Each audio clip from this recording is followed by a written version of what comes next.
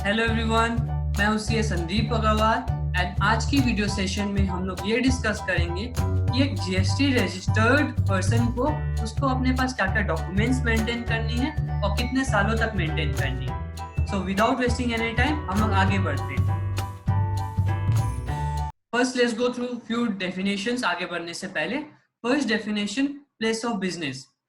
ठीक है, place of business GST के माध्यम से प्लेस ऑफ बिजनेस का मतलब है अ प्लेस जहां से अ रजिस्टर्ड पर्सन या फिर taxable person is carrying on the business. ठीक है, वो मेरा प्लेस ऑफ बिजनेस बन गया। Plus plus it will include a godown, a warehouse और एनी अदर प्लेस जहां पे वो अपना गुड्स और सर्विस रिसीव करता हो या फिर जहां से वो अपना गुड्स और सर्विस फर्दर सप्लाई भी करता हो, तो वो भी मेरा प्लेस ऑफ बिजनेस बन जाएगा। ठीक है, सेकेंड पॉइंट, अ प्लेस जहां पे a taxable person maintains his books of account. मतलब अगर वो अपना बुक्स ऑफ अकाउंट्स घर में मेंटेन करता है तो वो भी अब उसका प्लेस ऑफ बिजनेस बन जाएगा।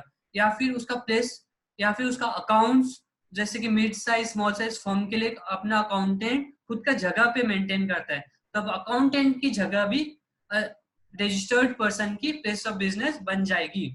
ठीक है, और थर्ड पॉइंट है अ प्लेस जहां से वो अपने एजेंट के थ्रू अपना बिजनेस कैरी ऑन करता हो।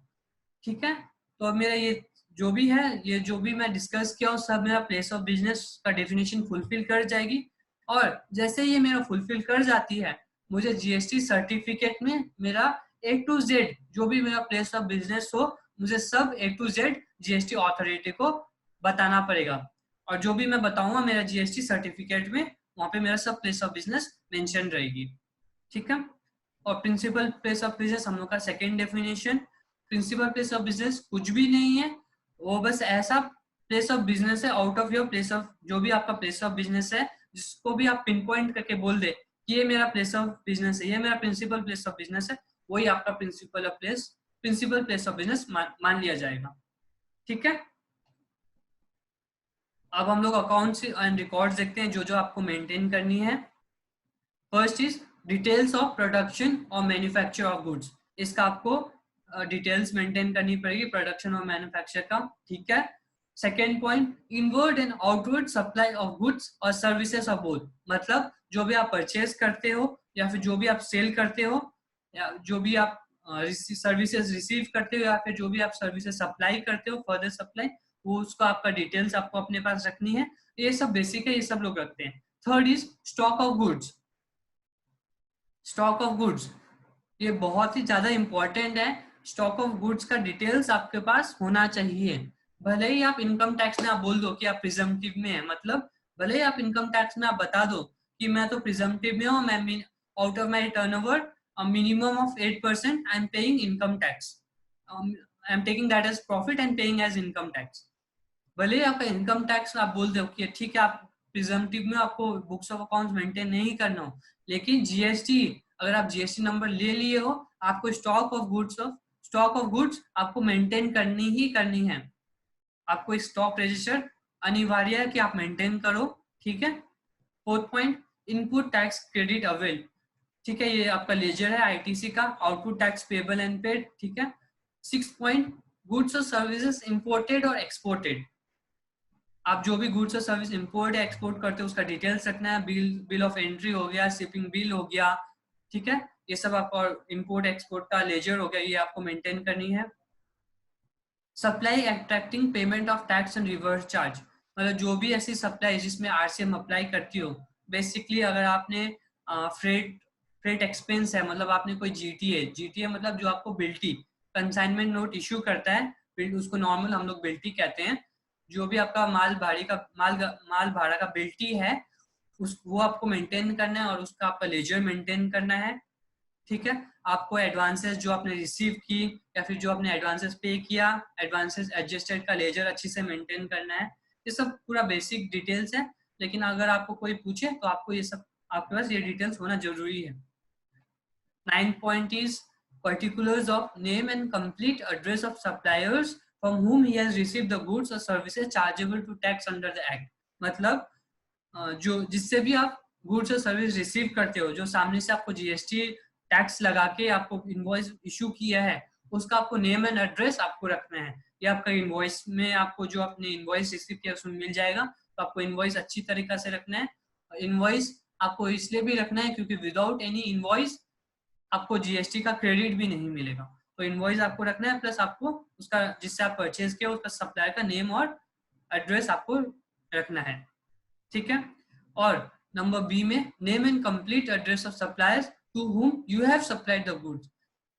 नॉमिनल के लिए रखने का जरूरत नहीं है, लेकिन अगर आपने 50,000 के ऊपर आपने किसी को फर्दर आउटवर्ड सप्लाई किया हो, सेल किया, तो उसका आपको नेम और कंप्लीट एड्रेस आपको रखना पड़ेगा, ठीक है, डिटेल्स, ताकि कोई भी अगर आपको इनकम टैक्स अथॉरिटी मांगे, ये सब बेसिक 9 डॉक्यूमेंट्स डिटेल्स लेजर्स आपके पास होनी चाहिए, ठीक है। और 10th पॉइंट में कुछ नहीं, आपका कंप्लीट एड्रेस ऑफ प्रेमिसेस, जहाँ पे आपने गोडाउन या जहाँ पे आपने अपना गुड्स स्टोर किया हो, वो सब का आपको डिटेल्स एकदम पूरी तरीके से मेंटेन करना है। और कोई पूछे तो आपको बताना पड़ेगा, बताना क्या आपके पास वो होना पड़ेगा कि मैं हाँ मेरा यहाँ पे आई हैव दिस डॉक्यूमेंट्स। अब हम लोग देखते हैं, एक नोट है इसमें, ये नोट ये बताता है कि अगर आपने प्लेस ऑफ बिजनेस या जो आपका गोडाउन या फिर जो भी हम लोग प्लेस ऑफ बिजनेस डिस्कस किया, ये आपने भूल के या फिर जानबूझ के अगर आपने नहीं बताया और आपका जीएसटी अथॉरिटी उसमें कोई गुड्स देख ले कि है विदाउट एनी प्रॉपर इनवॉइस, एक तो आपने वो एड्रेस आपने बताया नहीं, प्लस अगर उस एड्रेस में आपका गुड्स हो विदाउट इनवॉइस, तब आपका अथॉरिटी अब उसको क्या करेगा, उसको अथॉरिटी अब उसको मानेगा ये गुड्स और सर्विस आपने खुद सप्लाई किया है, आपका सेल प्राइस निकाल के टैक्स निकालेगा, उस टैक्स पे आपको इंटरेस्ट और पेनल्टी भी एडिशनल आपको चार्ज करेगा।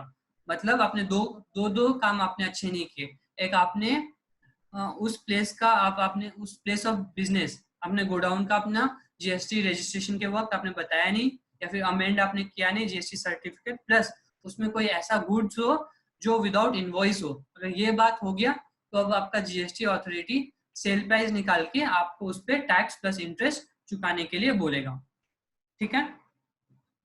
और अभी हम लोग ये तो बेसिक डॉक्यूमेंट्स था जो सबको मेंटेन करनी पड़ेगी।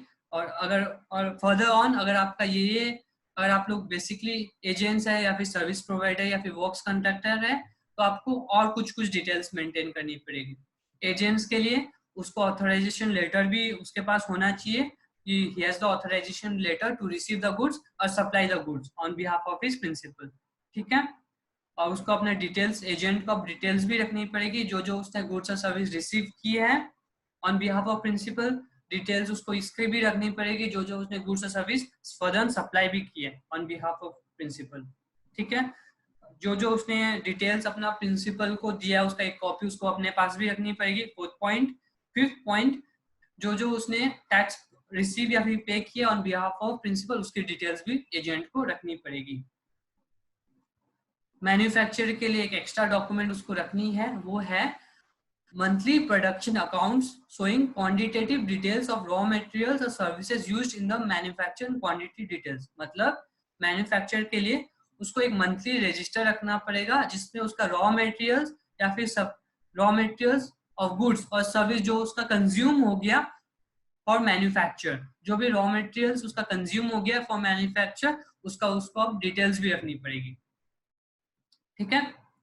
और क्वांटिटेटिव डिटेल्स ऑफ मैन्युफैक्चर उसको रखनी पड़ेगी, और जो वेस्ट आया उसकी भी उसको डिटेल्स रखनी है।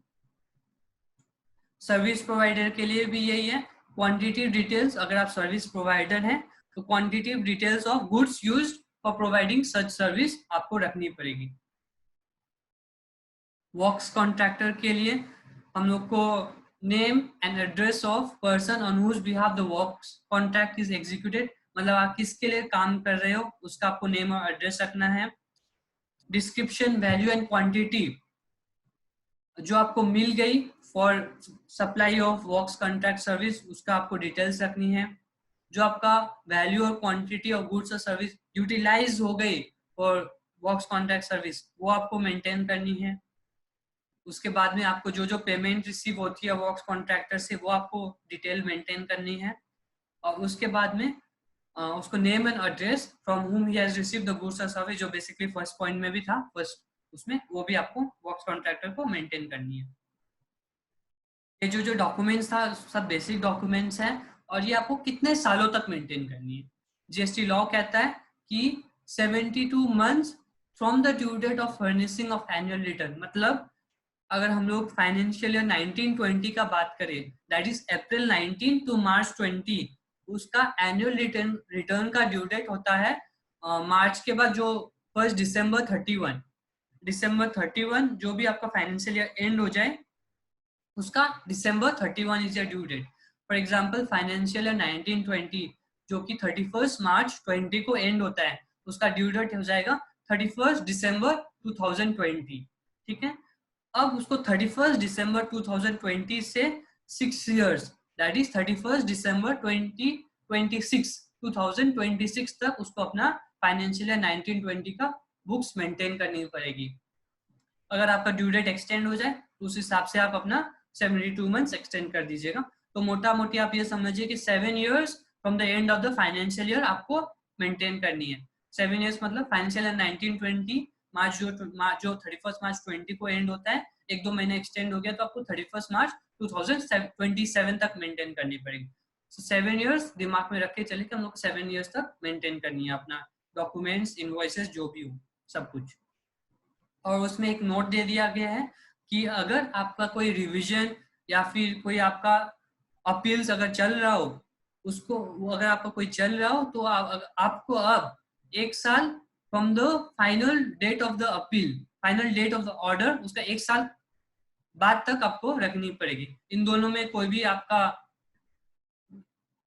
कोई भी हो तो आपको वहां तक आपको मेंटेन करनी है 72 मंथ्स या फिर 1 year after your final disposal of office, जो भी आपका बाद में खत्म होगा वहां तक आपको बुक्स ऑफ अकाउंट्स मेंटेन करनी है।